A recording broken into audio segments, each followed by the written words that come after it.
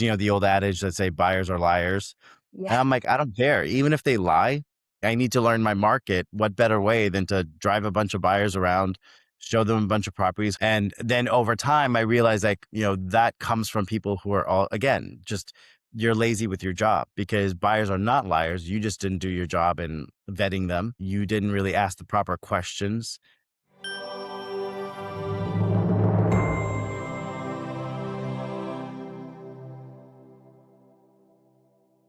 Welcome to Mastering Luxury with Sandra. And today I have a super special guest, Andrew Mortaza. And I am super excited to have him on here. He doesn't even know this yet, but we actually went to college at the same place. We both went to George Mason University. No way. Yep. Isn't that That funny? that is crazy. And it What gets what what, better. It gets even what was better your, than that, Andrew. what's that? You were a BS in accounting. Yep. Guess what? BS in No. accounting. Yep. We are two accounting nerds, both from the same school. If you tell me you worked at Arthur Anderson, I'm done. Almost. Almost. That was my second choice, and I went to Pricewaterhouse instead. Well, you went to the one that lasted. Isn't that crazy? I've done a lot of these interviews. We've been doing this Mastering Luxury for 4 years now. Never once have I run across somebody from my school and somebody that also was an accountant at one of the big firms. Wow, that's amazing though. Did you go into account? Sorry, I know the interview is supposed to be the other way around, but did you go into the accounting field? I did. I was at Pricewaterhouse for not all that long, didn't love it, and ended up going to the corporate world and did accounting for many years, and then decided that I wanted to have more freedom. So that's That is amazing. Yeah, because it's same thing here. I did the accounting thing at Arthur, and then when Arthur went down, I flew out to I was working in Tyson's Corner at the time, so that office. Flew from there out to LA, and the headhunter at the time was like, you can work for American Express, or you can work for PwC or whatever, or we could put you into the world of business management. So I started doing business management. I kind of regretted after getting into it because it's just a thankless job. They basically just stick you into an office. You do a bunch of preparation work for the main partners, and then they're the ones that go present everything to the clients and deal with all that stuff. So it was more like it wasn't like what we had at the accounting firms where you could actually fully do audits and all that stuff, and you're constantly talking to your colleagues about strategy and all that. How do you do this? So yeah, and then eventually got into our line of work now. I love it. I love it. It's so funny the stories from how people ended up in real estate. Very few people like that was their goal and their dream. I mean, we're seeing more of that now with the younger generation. They are actually deciding to get out of high school and start right away or go to college for real estate. But in our generation, it wasn't that way. We did some other career first, and then here we are. Yeah, and I think that's also has to do because, and this is my cynical side, but I think it's also because the fact that some of these guys think that it's easy money. You come in, you're going to sell a $10 million house your first week, and the money's just going to roll in. Hmm. So I think that has a little bit of something to do with it. I don't think it's a good necessarily outlook on it, but it's just like with everything else, like whether it's the social media stuff or whatever it is, I think it's more of that, okay, maybe this doesn't require as much work until they get into it. Then they realize, wait, what? Yeah. I think that we tell a good story on social media. We make it look really glamorous and fun, but we don't put all the hard stuff, the challenges, the negotiations, all of the things that really requires a lot of hard work.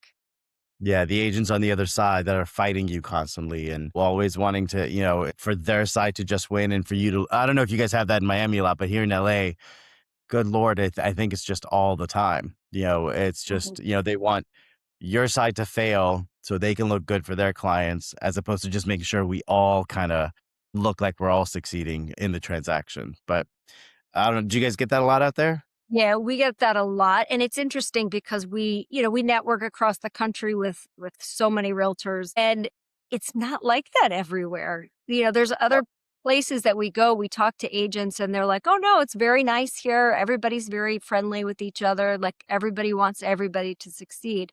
So it's very market specific as to how those relationships are, it seems. Yeah. No, I agree. And over here, like for example, like I said, I'm in the Nashville market too, and when I go there, they're really nice and they're really sweet, but they also they when you try to bring some new flavor to, hey, so we can negotiate this, we can do this. Like, actually, I wouldn't do that. We don't do that here, and blah blah blah. And I'm like, well, you may have to start to Right. because and it's more from the perspective of you know we have to defend our clients in a certain way. We can't just do stuff just because we think, well, this will just keep status quo. And I think, especially in our industry and what we do, clients are starting to expect more and more, especially at the luxury level. Mhm. Yeah, and I love that you brought that up. That I mean, you're in two markets, two very different markets. So that's interesting. I want to circle back to how you got there, but first, I think what you brought up is really, really smart. You're bringing the information from one area to the other area. And while one area may be a little bit more progressive than the other, I'm sure there's something from the other area that you can bring, back and forth. So you kind of have a really unique perspective because you're seeing two totally different markets that do totally different things, but you have Yep. the opportunity to bring that to light in the place that it isn't already. So I think that's really cool. You can be, a little bit of a pioneer, if you will. And that's the thing, like, with the transactional side of things, it's even different. Here we have the escrow process, there they have the title process. And so when you also look at that aspect of it, it's funky and different as to how they do things. One of the things that I've realized, and not necessarily one market over the other, but there are agents that sometimes I'll work with. And now that I'm going to the new market, it's becoming more apparent. Like some of the agents who have been in it for a very long time, it's almost like they've stopped reading their contracts. So when I point certain things out on the contract, they're like, "Oh, but we just don't do it then that way." And I'm like, "But it's in your contract. You can Right. do that. That's okay to do that." And I see that more and more. And even here in LA, like there've been a couple times where I have to kind of call out our own auditors who are, saying like, "Well, we need this and we need that," or escrow companies are like, "No, no, no, we need this form." And I'm like, "But you don't, because here it says that you don't need it if you fill out this portion of this paperwork or whatever." And I think that's more from the accounting side of things, the anal Right. side of making sure. And I used to be an auditor for a very long time. So it's like, yeah, I try to read every little thing and make sure I'm doing everything correctly. And I think that's where it comes from, because to see Nashville versus LA and even the type of clientele that's in both, it's definitely different. But the transition was still relatively apparent, I guess. Like it just made sense to do that because so many of my clients were either moving there permanently or Hmm. keeping a residence here, maybe a smaller residence here in LA, and then moving permanently out there because they're most of them are like either in the music industry or they're actors or whatever. And so they've kind of made that transition out to there and they all seem to really like it. I think that's such a cool experience that you get to have. And so, where do you live, or do you go back and forth? So right now here in LA, I live in an area called Porter Ranch, California, which is just north of Calabasas.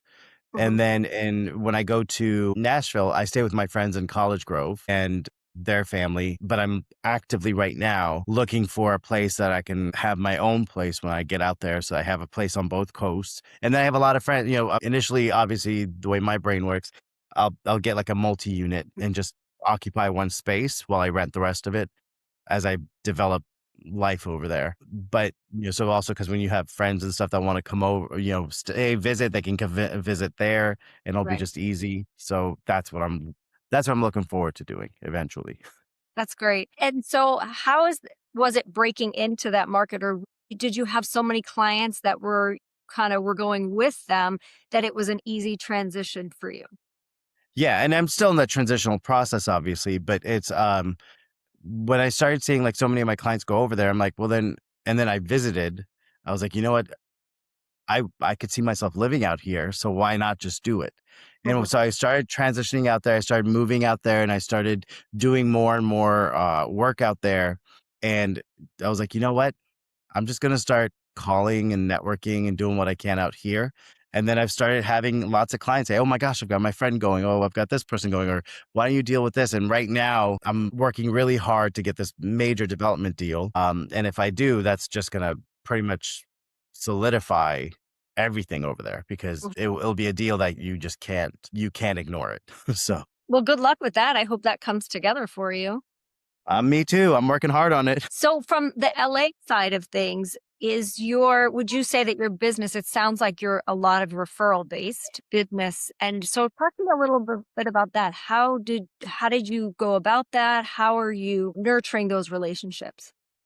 So in LA, it's obviously when you do your transactions, you just try to make sure you stay in touch with your clients. You don't lose touch with them because I think that's where most of us fail is once it's like one and done next. And it's like, but we forget that you got to still nurture that Yeah. past lead as well. And so I do a lot of dinners. I do a lot of check-ins.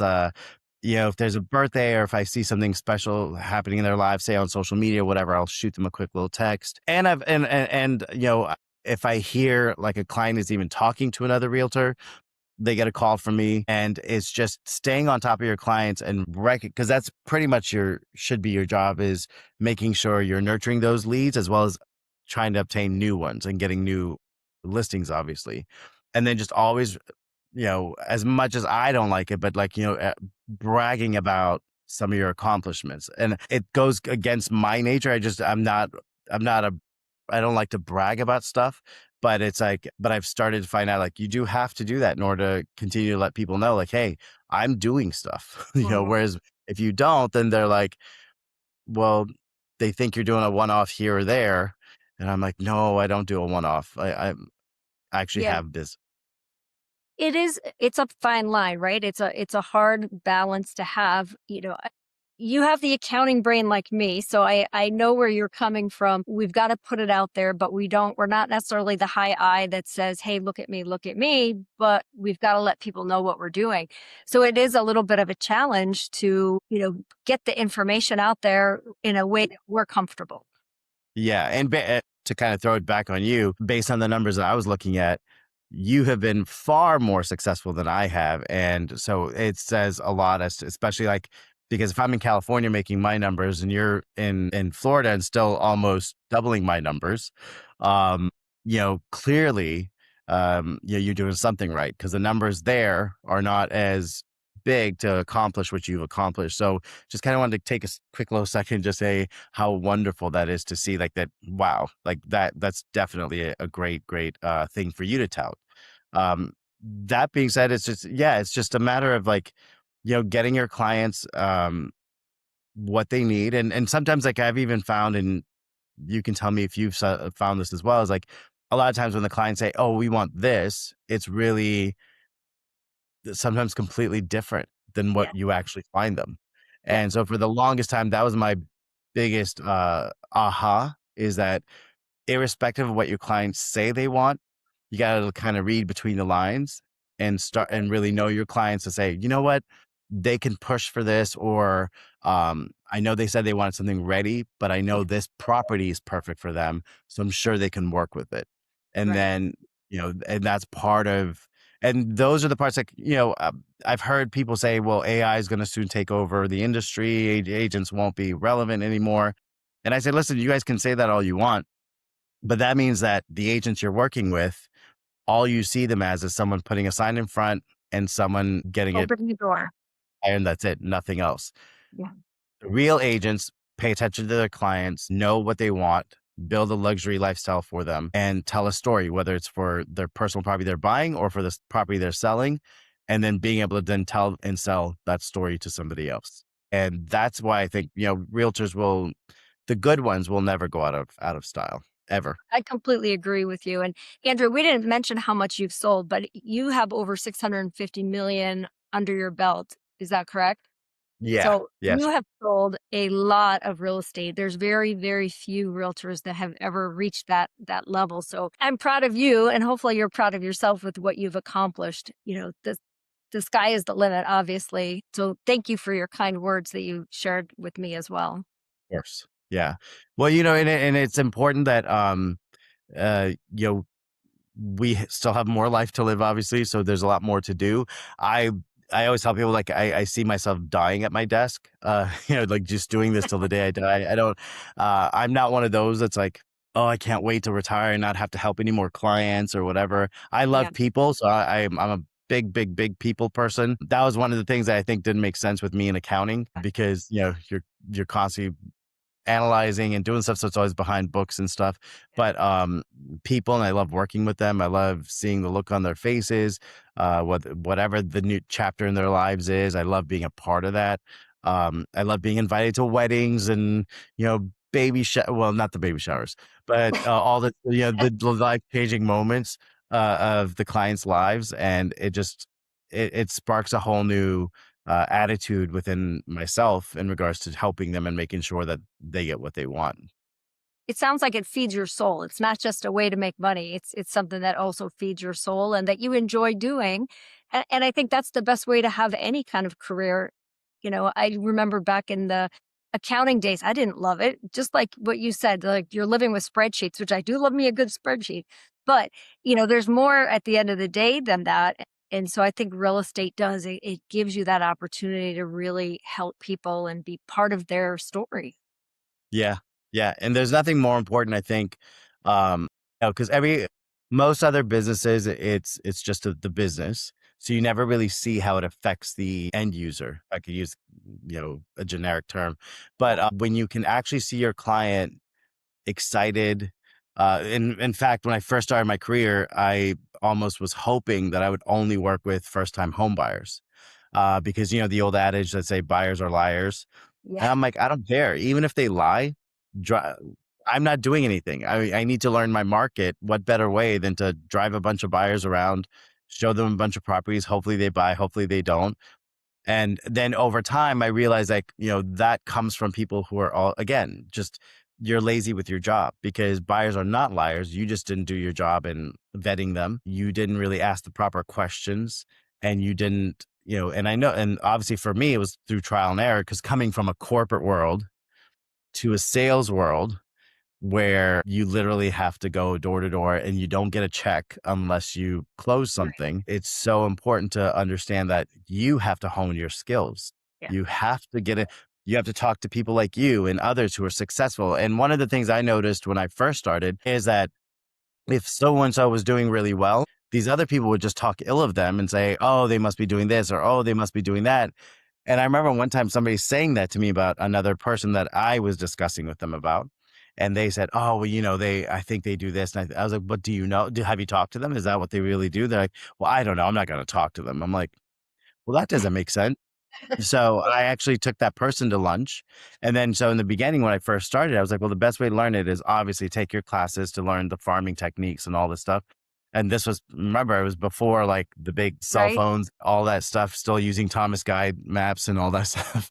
Um, It's hard to remember those days. For me, that's what it was, and so you have to kinda sit back and go, I said, "You know what?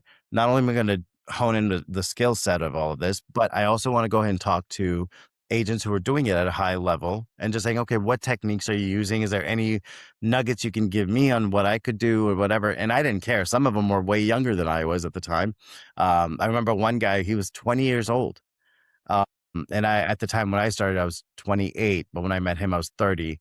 So there was a 10-year disparity. And I'm like, I don't really care. If you're Right. doing well, what do you do? Just like even today's day and age, like people are using the social media aspects of things. And I wanted to see, okay, well, if you're using social media, how are you utilizing? Because I'm horrible with technology.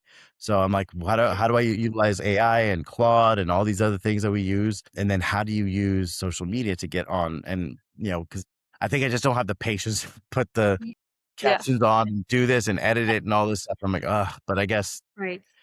that's just where we are. Yeah, it's, sometimes easier to pay the nice man to take care of that for you and stick to what we're Yeah. good at, right? But I love what you said about, asking questions. I think that, the most successful people are taking the ego out of it, right? So it's not about how amazing anybody is, it's about sharing and working together and being willing to help the people that are coming up. I think that, I look back to the people that helped me I asked a lot of questions. I asked a lot of questions. I still ask a lot of questions. Like, I'm here asking you questions, right? So it's like we are willing to check the ego and look up to other people that might be doing something differently or better than we are. And then in return, we have to share that with the people that are, coming up behind us to help them along the way. And I truly believe that the more we help others, the more we grow and the more that we're actually better at our jobs when we help other people. Yeah. And I think our industry is such a collaborative industry. And I think one of the reasons why, for example, I joined the agencies because before I was at Keller Williams, loved it, loved the company. It was a wonderful place to be. But what I was realizing is the market that I was in and the kind of transactions that I was handling required a different set of people for me to collaborate with. So when I came to the agency, everybody was pretty much doing that. It was a family, you were collaborating, you know, I think at the time, almost 40% of their transactions were off market through that collaboration, the different level of clientele, the different people. And I think if you don't take the time and collaborate with those agents in your market and really get to know them, it will start to kind of you'll start to feel it and you'll start to be kind of pushed out of the market anyway, because I think there's nothing more important in our industry than relationships, right? Yeah. Whether it's with other agents. For example, you're in Florida, I'm in California. Well, what if I get people for Florida? Who am I Right. going to call? Well, the Right. only way I'll know to call you is by having a conversation and by meeting you and establishing a relationship, and of course reputation matters, but all of that you get from that conversational, like Right. what we're doing right now. Absolutely. And even on the local level, we need to get along with each other, or when we present an offer and the listing agent doesn't like us, now that's not going to go as well as if they liked us, trust us, and have worked with us before. Absolutely. Relationships from start to finish, everyone that we run across, it's important that we all get along and play nice in the sandbox. I think that's the part where some people get it off, where like you don't realize that that's part of the challenge of being a realtor. That yeah, when you're newer, some agents are going to treat you like crap and try to run circles around you. That's why for people that join my team, if especially if they're new, the only way we take new people on our team is if they have something to bring to the table, like they have a great database or they just have a educational background, and then we can hone the rest of it. But I literally sit them down, and both me and my business partner, Brian Castaneda, we actually will take the time and sit with them and say, hey, when you're talking to someone, talk to them like this. Make sure we're CC'd on things. Make sure they know that you're a part of our team because we do have a reputation and stuff. Mhm. And then until you develop your own reputation. So we kind of walk them through that. And then if they do anything that I don't think is professional, we call them in and we're like, hey, listen, we don't, others may do that. We don't work like that, Mhm. and we've let go of a couple people who have done that. And that's one of the other reasons why I like the agency because, they also do the no jerks attitude where it's like, we just Yeah. won't take them. They use a Right. different word, but I won't. I Well, say no jerks. and I think, our brand is everything that we have, right? So we have to protect that at a very high level. And it sounds to me like you definitely inspect what you expect. So you're always reviewing and looking at what are they doing and making sure that they're staying within your brand. And you're spending the time to train them and get them on the right path. And if they can't get on the right path, then it's a different path that they need to take. Yeah. And it's important to be like, I always had people, I had to go to people and say, hey, would you mind just looking at what I'm doing? Or could you walk with me as I door knock just to kind of see if I'm doing something wrong or if I should be doing something better? And then you kind of make it your own after a while. Like I told one person that, you know, I got frustrated with the entire team because I was like, we keep getting these listings and you guys aren't leveraging them. I was like, Right. I keep telling you guys, I need, as soon as we get a listing, I need you. I was like, if you guys don't want to do it, I will go do it because I said, the only reason why I'm holding back is because I'm telling you guys to go do it so that you Right. can get business, which is, when you get a listing, you go door knock Yep. the area. You know it's coming. And, or if you're going to do an open house, just get there an hour, hour and a half before, door knock everybody. Mhm. You'd be surprised. And so there was a listing that I found out from Brian that we had, and the guys told me they had door knocked. They hadn't. And we found out that the person literally across the street and to the left was ready to sell their home. And the only way we found out was because while Brian was at the property, there was a wholesale lender there, and he went over there, and the lady said yes, but Wow. he, basically paid her so low that she was like, "No, I'm not going to do that." And then, so the following week, Brian brought up the issue, and then I had to lay into them a little bit because I was like, I said, We're losing opportunities, and you can Right. clearly see." Because I think it is important that, you stick to the fundamentals. I still door knock to this day. Like, I love door knocking. I don't mind You're it because I'm and better. you're at a really nice price point too. So I know a lot of people think, "Oh, I don't want to bother them," especially in the higher price points. Yeah. But I'm hearing the opposite, that the higher price points are actually the best for door knocking because generally they're home. Generally, somebody's home. Hmm. And even outside of somebody being home, I think most people don't do it because they're also intimidated by the number. Sure. I just have always told myself, because, especially with the kind of numbers we dealt with in the accounting world that we dealt with, right? So to me, numbers are just numbers. It means nothing. Again, you have to boil it down to the human aspect of stuff, which is, we're all humans. You got stuff going on, things happening. Just because one person slams the door on you or whatever, or yells at you, it's okay. Move on. There's somebody else that'll eventually say yes to you. And so to me, I've never really cared about that aspect of it.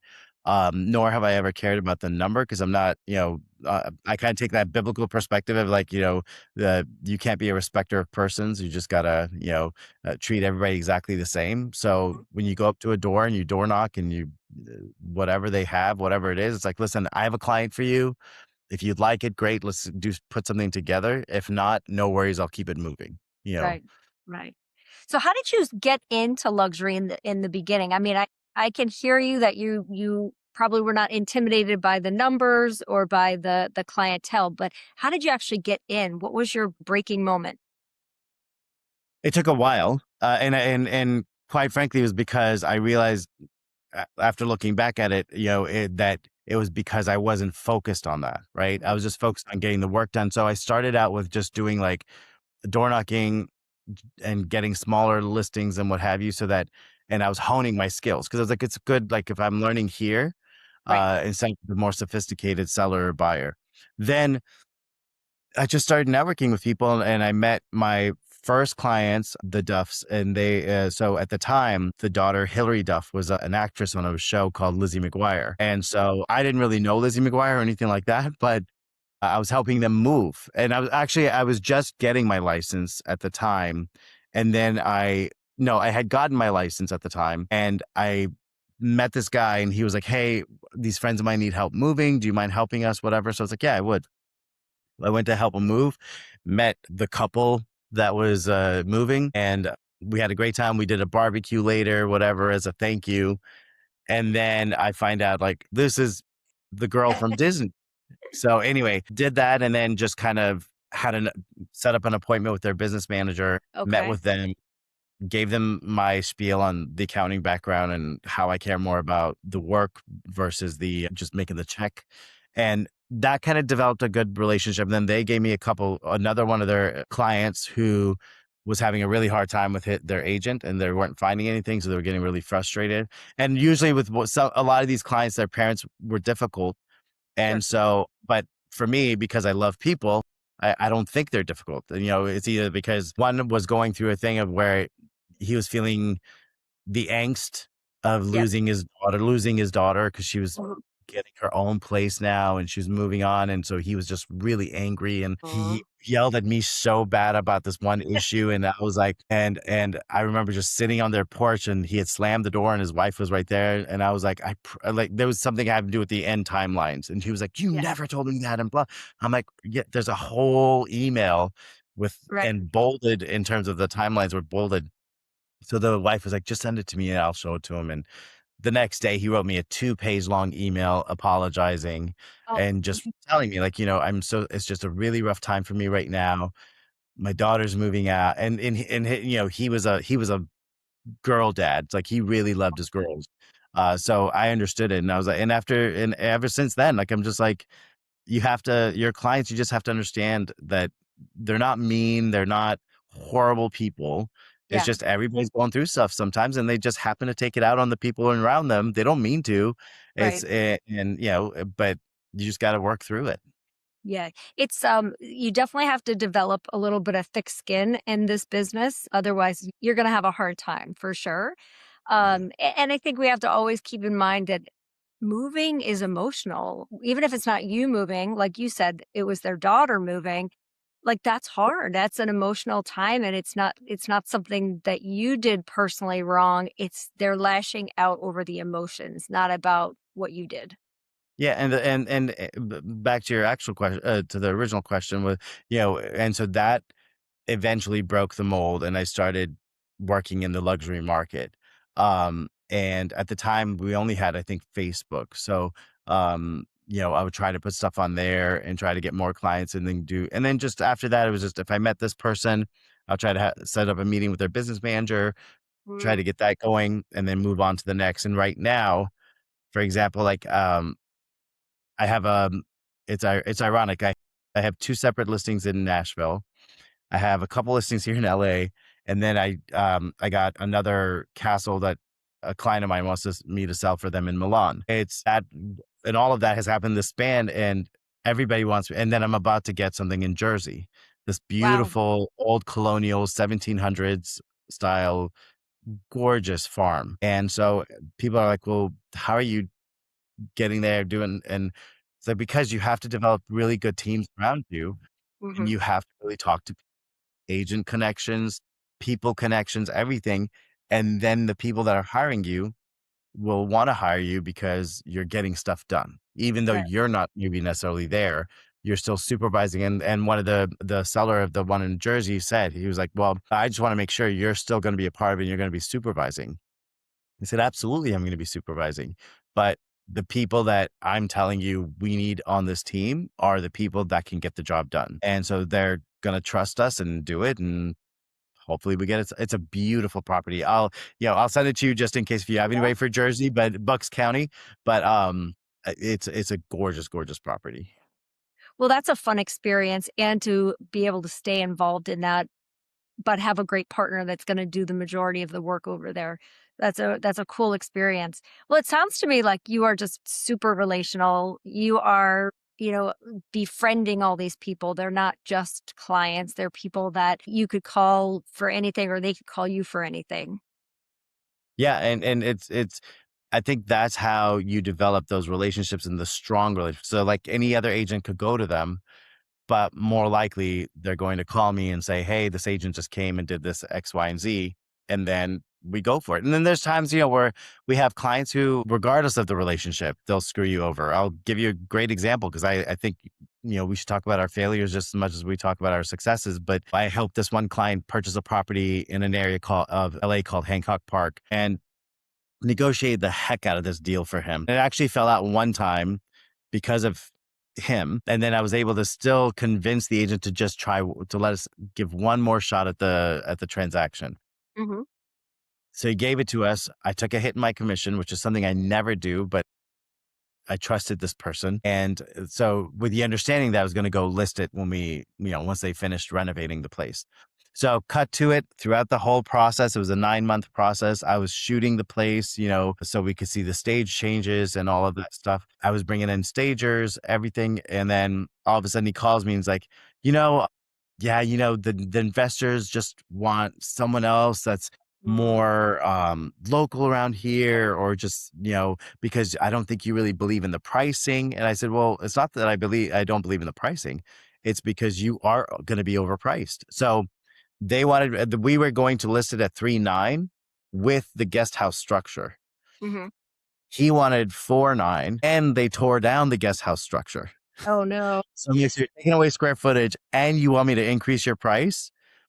And I'm the kind of person I always tell them, I'm like, look, I'm just going to tell you what's going to happen. And so I said, I would prefer that we list it at 3.9 and we'll hopefully get about 4.2 on the property. That's the push. No, no, the investors really want to go. I was like, listen, I'm not happy then. He was like, just bring your buyers. And I'm like, I was like, Mm. no, I was like, not only am I not going to bring my buyers, but also the people I know, I'm going to make sure they don't bring their buyers. And he was like, "That's messed up because you're really screwing me over." And I was like, "No, I'm not." I was like, "Look at what you're doing to me." I Yeah, was like, "I took a hit on the commission, the headaches that I had to deal with on because the other listing agent was not local." And so I was like, "The headaches I had to deal with were trying to pushing this across the finish line for you. All that I did, all because you said, I took your word for it." I was like, "Typically, I have my developers sign papers that say, 'No, we will be relisting.' I didn't do that with you because I trusted you." And I was like, "But, and I was getting actually another listing around the corner from him. And I said, I'm going to present that to another builder." mm, And he just couldn't believe it. And I was like, and then afterwards, when I reflect, I always reflect on my mistakes. And I was like, irrespective of whether I trust the person or not, because of our industry, we have to get everything in writing. everything. Um, Everything in writing. And, growing up in Virginia, having a huge, huge trust level in people. Mhm. My instinct is to just be like, you know what? I trust. Okay, fine. Let's just Yeah. do it. Shake hands and we're good to go. But clearly, especially not in LA, it doesn't work like Yeah. that at all. It doesn't work like that here either, and it's so funny because it's a battle that I face often with my team. They're like, "Oh, no, they're not gonna go to anybody else. They love me." I'm like, "They love you until somebody else comes in with a better number, and then they love that person more." It doesn't matter who they are. It could be your family. Even family here will do that to you. It's business. Business is business. And I've always told people like, look, I don't ever get upset with people who want to do good business, right? The only time I'll ever have an issue is like with this person where, that was business. And it's different if I screwed up somehow and you don't want to use me. But when it comes to business, business is business, but then Mhm. get ready for me to give you back the business. So there's a difference in all of that. And I think that again, this goes back to the relationships, right? It's Yes. like if you develop your relationships, you have to also then, as much as you don't want to, you have to write those contracts up, whether it's family or not, make sure that you're covering everything so that everything's also spelled out. And part of it is actually what you just said, which is, you know, having those contracts, irrespective of who the person on the other side is important because that's part of the professionalism of what we do. Right. We can't treat family with any less professionalism than we do a random client, So Right. it's like, because they also need to have it spelled out for them in contract form so that there's no discrepancies and no confusions. And I think the onus is obviously on us. Like we're the ones who are supposed to make sure that that paperwork gets signed. And Yep. but every so often I screw up on that. Yeah, and it's funny because in no other industry is it like that. The other industries are much more. We're going to do a contract with everything. You're getting a quote, you're signing an invoice, you're doing all those things, and our industry is it's so different than that. That it's just an interesting dynamic that we have to navigate around. And I think especially newer agents, like they struggle a little bit with. I got to get it in writing, and I actually love that the whole all the rules around the buyer broker agreement now because it requires them to get something signed, whereas before it was just a nice thing to do. Yeah. And I like that it's a requirement now. And so the newer agents, they have to get it done. Well, Yeah. even Yeah. everybody has to get it done. Even sometimes the newer agents are actually better at it because they never had the opportunity to do it the old way, right? So sometimes Yeah. it's the more experienced agents that they're struggling with doing it because they never had to. And honestly, I had a struggle with it Yeah. because out here, most business managers will not allow their clients to sign the buyer broker agreements. Mm, They had to, so in California, we had to kind of change it up a little bit. There's actually a section in our contracts where it says that the buyer does not have sufficient funds to pay their broker. So broker's agent to request from the seller the mhm, commission as stated in this form. And so for us, there's a couple of things you can do to where right, they still sign the buyer broker agreement, but you tell them like, look, you're not going to be held liable for this. So mhm, we're going to still negotiate with the seller. right. And again, because people don't read their contracts out here, I had an escrow company call me and say, oh, well, then we need an adjustment to the buyer broker agreement because it says, on there that you're getting paid X amount, but you're getting paid a little less Yeah. here. I said, well, no, that's not true because it's on the broker agreement that we will be negotiating it with the seller.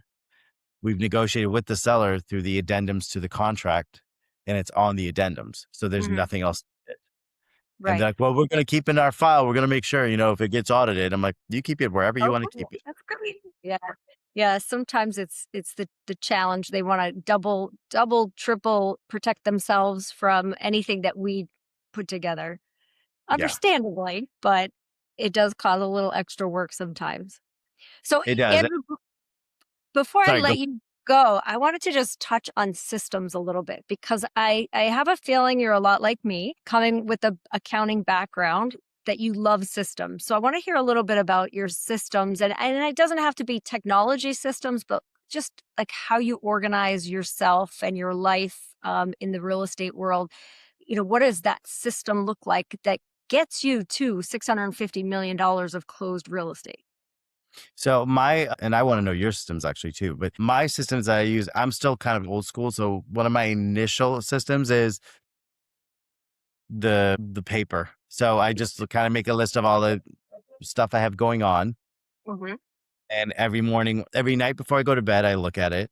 And every morning when I wake up, I look at it. And of course, I look at my calendar before I go to bed and when I wake up, just to kind of refresh my brain as to what's going on for the day so I don't let anything fall through the cracks. But then outside of that, like, now we've started this thing called ReChat, which also is a new system that's supposed to help us keeping up with clients and calling them and responding to them.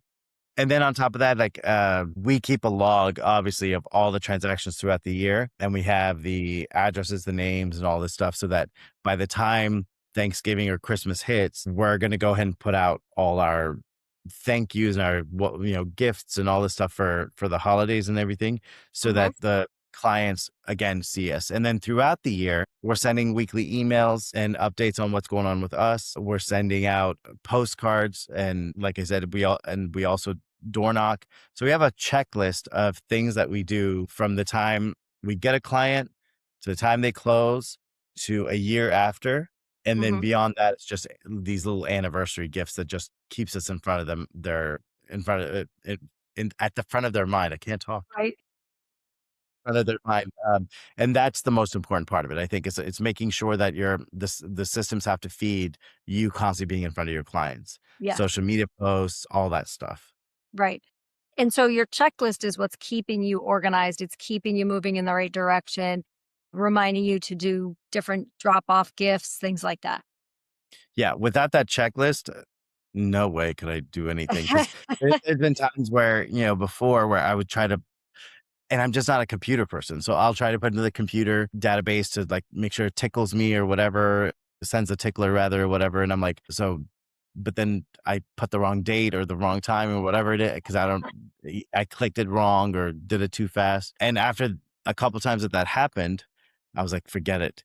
Not only will I put it in there, but it goes in on a pad too, so I can look at it physically. Because even, like, I can never read a book online. Like, people, like, read it on a Yeah. Kindle. I can't. I It's can't do hard. it. I have to have a physical book. Hmm. So I take that into consideration too, but yeah, no, I have to have my systems. The lists have to be done. Well, what I love about what you're saying, Andrew, is it's not necessarily about the latest technology or the fanciest tools. It's about what works for you. So you're not necessarily a computer guy, but you've got a system that gets you to where you need to be. And obviously it's working because you're highly successful. Well, I hope that continues. Thank you for that. But, and then, one other thing I do make sure, which is something you alluded to earlier, which is the things that I'm not good at, like social media or whatever, I'm starting to delegate out Hmm. and say, "Hey, just tell me what I need to give you. I'll send it to you, but then could you just put it together and shoot it Yeah. out for me?" Because like you said, delegation is important in our job because we want to stick to the thing that makes the money. And then the other stuff, like it's when it comes to cost versus benefit, it's definitely worth it. Yeah, we gotta stick to our top 20%. I know Yeah. for me, I have great intentions on a lot of things, like social media, for example. I'll take a video, I'll take some pictures, great intentions, but unless I pass that to somebody else, it's probably never going to get posted because it's not my top 20%. Yeah, and when I look at it too, like looking back on it, had I started it sooner, I think I would be a lot further advanced in it, and it would have been great. But better late than never. Absolutely. Absolutely. You're trainable. You're Uh, learning. Try to be, yeah. Well, Andrew, thank you so much. This has been a lot of fun. If somebody wants to reach out to you with a referral or a question, how would they reach you? So you can reach me on my cell phone, which is 818-458-2218, or that's the only way because email is just not my thing. I'm like, if you send it to my email, it'll probably get shuffled off somewhere. But the best way is really through cell phone. Okay, great. Old school. We can do that. Well, thank you so much, Andrew. And thank you, everybody, for tuning in today for Mastering Luxury with Sandra. And please stay in touch. Thank you for joining us for Mastering Luxury with Sandra. Make sure to subscribe and follow us so that you never miss a moment of the inside look at luxury real estate.